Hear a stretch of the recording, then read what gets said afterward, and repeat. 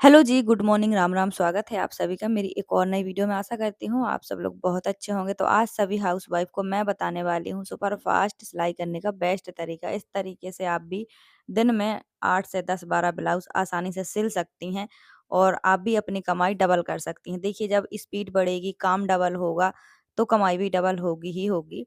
तो जो तरीके मैं जानती हूँ, मैं लगाती हूँ, वही मैं आपको साथ बताऊँगी। ऐसा नहीं है, देखिए फ्रेंड, अगर आपके पास काम ज़्यादा है, तो ही तो आप काम ज़्यादा कर पाएँगी। अगर आपके पास काम ज़्यादा होगा ही नहीं, तो आपको कितनी भी ज़्यादा सिलाई हो आती रहे, आप नहीं कर पाएँगी। तो हाँ, ये भी ज़रूरी है कि आपके पास काम कितना ज़्यादा आता है। जितना ज़्यादा काम आएगा, उतनी ही ज़्यादा आप अर्निंग कर पाएँगे। तो अगर काम ज़्यादा आता है, तो आपको फास्ट सिलाई आनी चाहिए, तभी आप उसमें अपनी अर्निंग ज़्यादा कर पाएँगी, काम ज़्यादा निकाल पाएँगी।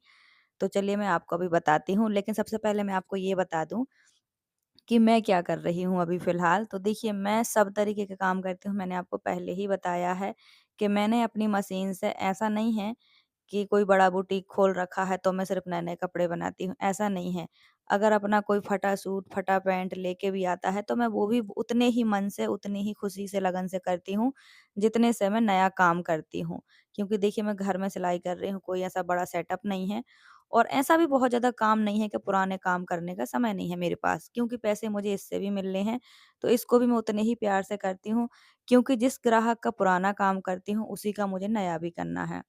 तो ऐसे मैं अपने ग्राहक बना के रखती हूँ।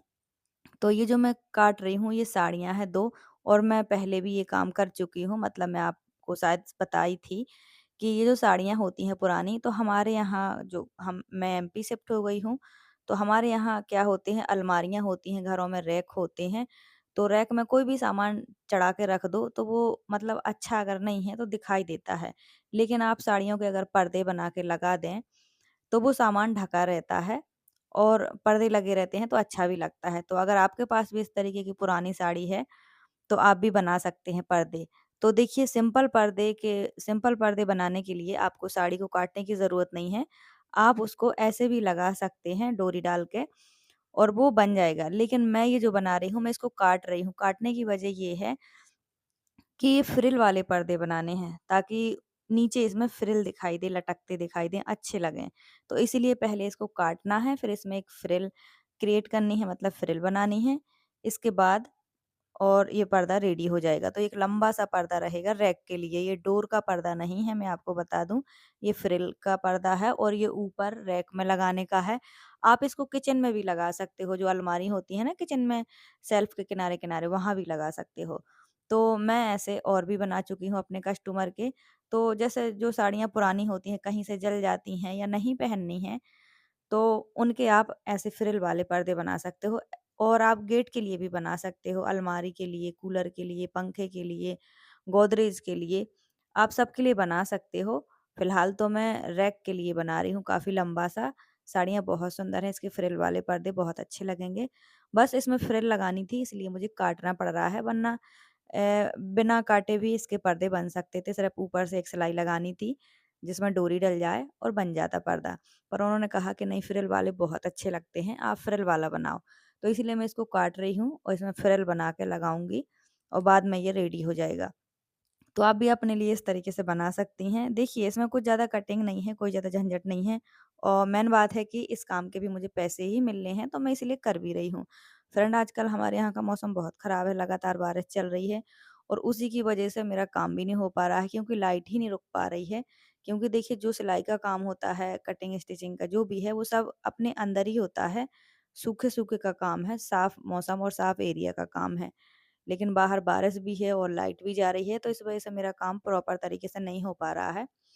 अच्छे से वीडियो भी नहीं शूट हो पा रहा है, तो इसलिए वीडियो मेरी नहीं आ पा रही है। कल मेरी बड़ी वीडियो नहीं आई थी, तो आप सबके बहुत ही प्यारे-प्यारे कमेंट आते हैं कि दीदी वीडियो क्यों नहीं आ रही? तो वीडियो ना आने की कोई ख़ास, कोई बड़ी वजह ही होती है, तभी वीडियो नहीं आती है, वरना मैं वीडियो रोज़ ही डालती हूँ। तो आप लोग मेरी इतनी चिंता करते हो, थैंक यू सो मच, बहुत-बहुत धन्यवाद। तो आज सभी बहनों को मैं बताने वाली हूँ कि आप अपनी सिलाई को सुपरफ़ास्ट कर सकते हैं। देखिए, फिर जैसा काम होता है वैसा ही करना होता है। अगर काम बहुत ज़्यादा है तो स्पीड बढ़ानी पड़ती है। अगर काम का प्रेशर बहुत ज़्यादा नहीं है तो फिर ज़्यादा स्पीड की भी कोई ज़रूरत नहीं है, आप आराम से भी कर सकते हो। देखो, जब मेरे पास बहुत ज़्यादा काम होता है तो स्पीड अलग लेवल की होता है, जब काम कम होता है तो उस लेवल से काम करती हूँ, मतलब उस हिसाब से। तो अगर आपके पास काम ज़्यादा है, स्पीड कम है, तो सबसे पहले अपनी स्पीड बढ़ाओ, अगर काम कम है तो कोई बात नहीं, नॉर्मली कर सकते हो। तो मैं आपको कुछ तरीके बताऊँगी। देखिए, सबसे पहले अगर आपने अभी नई-नई सिलाई सीखी है और आपको स्पीड अच्छी नहीं है, तो आप सीधे कपड़े सिलना शुरू कीजिए, बिल्कुल सीधे-सीधे। अगर आपके पास साड़ियाँ हैं, तो उस पे सीधी-सीधी आप एक जैसे नाड़ा बनते हैं ना, वो बिल्कुल सीधे बनते हैं। तो एक लंबी-सी स्ट्रिप काटिए, उस पे सीधी सिलाई कीजिए।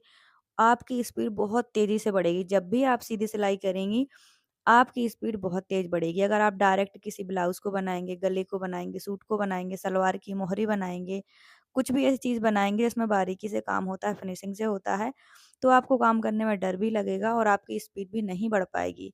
लेकिन जब भी आप सीधे काम को करेंगे, जिस पे सीधी सिलाई है, तो आपका डर भी खत्म होगा, झिझक खत्म होगी और आपकी स्पीड बहुत अच्छी बढ़ेगी। जब मैं सिलाई सीखती थी तो मुझे मेरे टेलर ने यही सिखाया था कि पहले सीधी सिलाई चलाना सीखो जो बिल्कुल टेढ़ी ना हो और बहुत स्पीड चला पाओ आप और सीधी सिलाई भी आ जाए। क्योंकि जब भी हम स्पीड बढ़ाते हैं तो सिलाइयाँ टेढ़ी हो जाती हैं, वहाँ फिनिशिंग खराब हो जाती है। तो दोनों चीज़ें एक साथ आपकी मैनेज हो जाएँगी, एक तो आपकी सिलाई भी सीधी आएगी और स्पीड भी बढ़ जाएगी। और आपको मतलब अच्छा भी लगेगा कि हाँ, मैं तेज़ मशीन चला सकती हूँ और काम भी नहीं बिगड़ेगा। तो सबसे पहले आप सीधे कपड़े काटना और सीधे सिलना सीखिए। अगर आपके पास कपड़ा नहीं है तो पेपर पे करिए, ठीक है?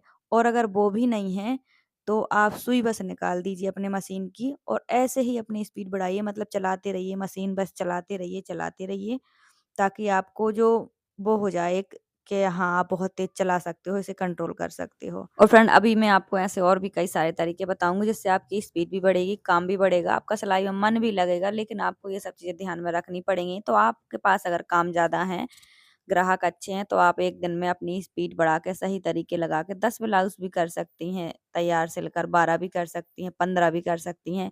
देखिए, जो अपने काम में बहुत ज़्यादा बिज़ी रहते हैं, वो 1 दिन में 20-20 ब्लाउज़ भी तैयार करते हैं, लेकिन उसके लिए पहले उन्हें रात को अपना कपड़ा काट करके, धागा मिला करके, सब चीज़ें बिल्कुल डोरी वगैरह सब कुछ तैयार करके सामने रखना पड़ता है, ताकि मशीन से दोबारा फिर उठना ना पड़े क्योंकि हम जितनी बार उठेंगे, उतनी बार हमारा समय बर्बाद होगा और उतने ही हम लेट होंगे।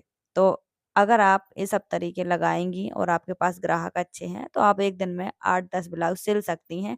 देखिए, सिलाई का काम तो ऐसा है कि हम जितना करना चाहें, जब करना चाहें, अपने घर बैठे कर सकते हैं। मैं तो कई बार जैसे दिन में नहीं कर पाती हूँ, तो रात को कर लेती हूँ सबके सोने के बाद। क्यों? क्योंकि मुझे तो काम देना है कस्टमर को और अपने घर के अंदर भी करना है, किसी को डिस्टर्ब भी नहीं होना है।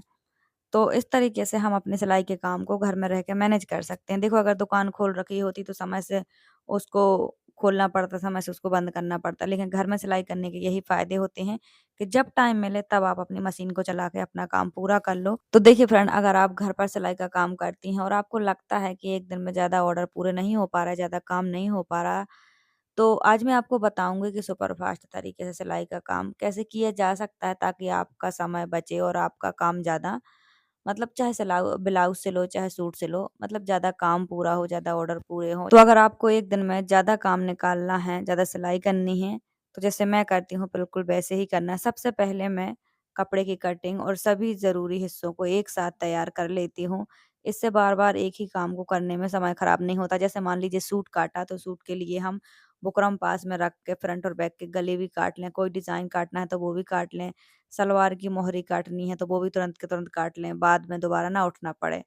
ठीक है? इसके बाद मैं एक-एक करके सिलाई का पूरा काम करती हूँ और कोशिश करती हूँ कि मशीन पर काम करते समय बीच में बार-बार उठना ना पड़े। देखो, ये बात मैं आपको पहले भी बोल चुकी हूँ कि हम जितनी बार उठेंगे उतनी बार काम डिस्टर्ब होता है और कई बार अगर एक बार उठ गए तो दोबारा बैठ ही नहीं पाते हैं, बीच में कोई दूसरा काम भी आ जाता है। देखिए फ्रेंड, अगर आपका काम सही तरीके से व्यवस्थित हो जाए, मतलब एक जगह सब कुछ रख जाए, तो आप कम समय में ज़्यादा काम कर सकती हैं। इसी तरह आप भी अपने काम को और समय के हिसाब से ज़्यादा ब्लाउज़, सूट, साड़ी, फॉल जो भी हो वो सब कर सकती हैं और अपनी सिलाई की कमाई बढ़ा सकती हैं। देखो, स्पीड बढ़ेगी तभी ना कमाई बढ़ेगी, है ना? लेकिन मेन चीज़ ग्राहक भी होती है, अगर ग्राहक ज़्यादा होंगे तभी ना फिर आपकी कमाई ज़्यादा बढ़ेगी।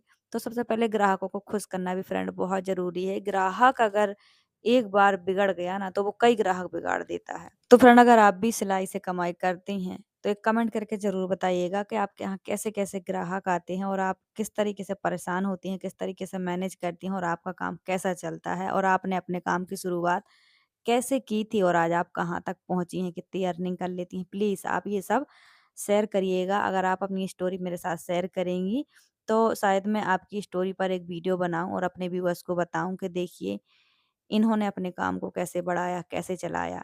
तो मैं आपके काम पर, आपकी स्टोरी पर भी एक वीडियो बना सकती हूँ और सभी को बता सकती हूँ, क्योंकि देखिए हर किसी को किसी न किसी से तो सीख नहीं होता है। कोई भगवान घर से सीख के नहीं आता है। सब कुछ हमें यहीं एक-दूसरे से देखना, सुनना, सीखना होता है और आगे बढ़ना होता है। ऐसा नहीं है कि कुछ कॉपी होता है। कॉपी करने में भी अपना दिमाग लगा के काम करना होता है कि इससे हमें कौन से फ़ायदे हैं, कौन से नुकसान हैं। तो कॉपी कुछ नहीं होता है, सब में अपना-अपना दिमाग लगता है। तो फ्रेंड कमेंट करके बताइएगा कि आप में से कितने लोगों ने साड़ियों से फ्रिल वाले पर्दे बनाए हैं या अदर कुछ बनाया है, प्लीज़ कमेंट करके बताइएगा।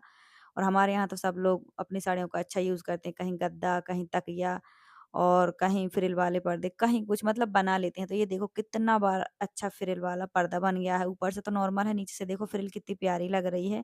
सिंपल साड़ी थी, अब इसे कहीं भी लगा दो, किचन की शेल्फ की अलमारियों के पास या ऊपर कहीं रैक के पास, तो बहुत सुंदर लगता है।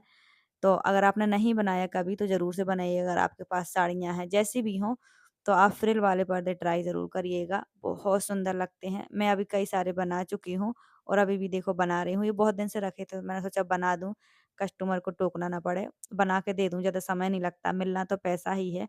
पर क्या होता है कई बार वो काम जल्दी करने पड़ जाते हैं जो बोलते हैं ना कस्टमर के बस कर दो, 2-3 दिन के बाद दे दो, तो मैं वो कर देती हूँ। ये काम हम पीछे भी कर सकते हैं, क्योंकि कस्टमर समझते हैं कि कौन-सा काम पहले होना चाहिए, कौन-सा नहीं होना चाहिए। इन काम की फ्रिल वाले पर्दों की या किसी चीज़ की कस्टमर को इतनी जल्दी ज़रूरत नहीं थी, तो मैंने अदर काम पहले कर दिए हैं। जैसे एक कॉलेज वाली लड़की की ड्रेस बनाना और भी जो चीज़ें थी, मैं कई सारी चीज़ें शूट नहीं कर पाई, आपको दिखा नहीं पाई। मौसम ख़राब है, बारिश होती रहती है, लाइट नहीं रहती है, तो वीडियो नहीं बन पाते हैं। अभी भी मेरा बेटा बाहर तीसरी सीढ़ी पे खड़ा होकर वीडियो बना रहा है। मैंने कहा, "बेटा वीडियो बन जाने दो, एक दिन वीडियो नहीं गई, थोड़ा बना दो।" और हल्की-हल्की बारिश हो रही है, मेरा बच्चा बाहर मोबाइल लेके खड़ा है और वीडियो शूट कर रहा है। क्योंकि यहीं बस गेट के पास थोड़ी रोशनी आ रही है, अंदर की वीडियो अच्छी नहीं आ रही थी, इसलिए मैंने ऐसा किया है। तो वीडियो को एंड करना था और आपको इसका फाइनल लुक भी दिखाना था, इसलिए मैंने उसको बाहर खड़ा कर दिया है। तो फ्रेंड इतनी मुश्किलों से वीडियो बनती है और आप तक पहुँचती है, तो आपका भी फ़र्ज़ बनता है कि एक लाइक, एक सब्सक्राइब और एक कमेंट करें, मुझे सपोर्ट करें। ये सब मैं भी मेहनत ही कर रही हूँ और अपने आप को आगे बढ़ाने के लिए कर रही हूँ। तो आप भी अपने आप को आगे बढ़ाइए, खूब मेहनत कीजिए, खूब तरक्की कीजिए। आज की वीडियो यहीं तक। Thank you so much. Bye bye.